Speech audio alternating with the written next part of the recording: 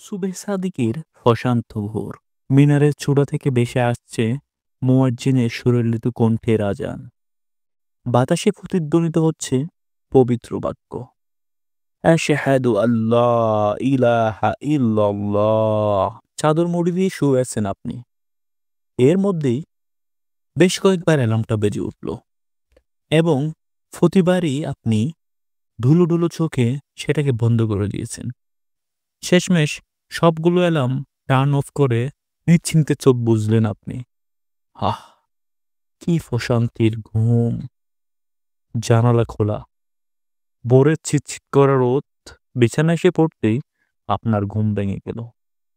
বালিশের নিচ থেকে ফোন হাতড়ে দেখলেন বেলা তখন ৮টা বাজে। আফসোস আর আক্ষেপ নিয়ে মনে বিটবিট আওড়ালেন, হায়, আজকেও ফজরের সালাতটা মিস হয়ে গেল। প্রতিটা সুবেহ সাদিকে বাহিরের ভোরের হিমশীতল বাতাসে গা জুড়ানোর সৌভাগ্য থেকে কি আপনি বঞ্চিত? ফজরের সালাতে জাগবার জন্য কি আপনাকে তীব্র সংগ্রাম করতে হয়?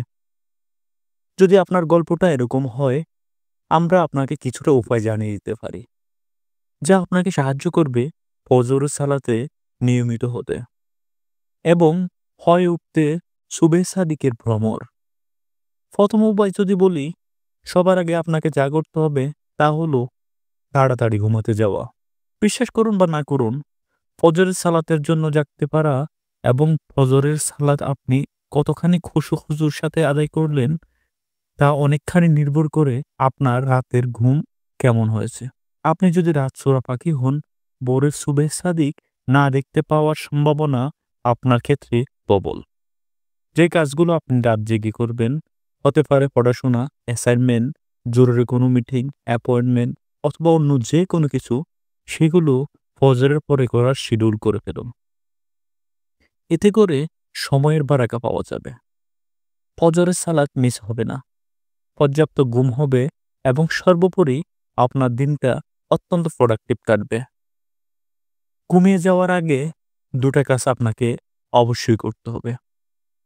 ফজরে জাগবার জন্য মনে মনে নিয়াত তথা সংকল্প করা এবং ধীরস্থিরভাবে রাতের জিকির আজকারগুলো করে ফেলা। এই দুটা কাজ করে গেলে ফজরে জাগবার জন্য আপনার মনে বেশ অন্যরকম একটা উদ্দীপনা কাজ করবে।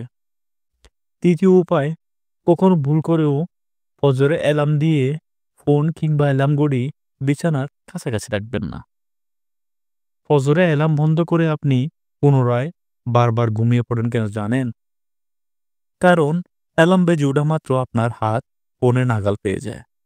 ফোনটা বিছানা থেকে বেশ ভালো দূরত্বে রাখুন, যাতে অ্যালার্ম বাজলে আপনাকে যেন বিছানা ছেড়ে উঠে যেয়ে সেটাকে বন্ধ করতে হয়। এতে করে আপনার ঘুম ভাব কিছুটা দূর হবে এবং ফজরের সময় যে হয়ে গেছে সেটা আপনি ভাবার মতো যথেষ্ট সময় পাবেন। আপনার মস্তিষ্ক সজাগ হয়ে যাবে। আর চতুর্থ উপায় যদি বলি, সেটা হলো যে স্থানে ফোন রাখবেন চেষ্টা করবেন সেখানে এক গ্লাস পানি ঢেকে রাখার। অ্যালার্ম বন্ধ করতে এলে তা যেন আপনার চোখে পড়ে।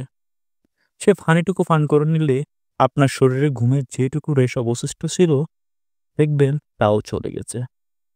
এর ৪টা উপায় নিশ্চিত করতে পারলে দেখবেন আগামীকাল থেকে আপনি ফজরের সালাতে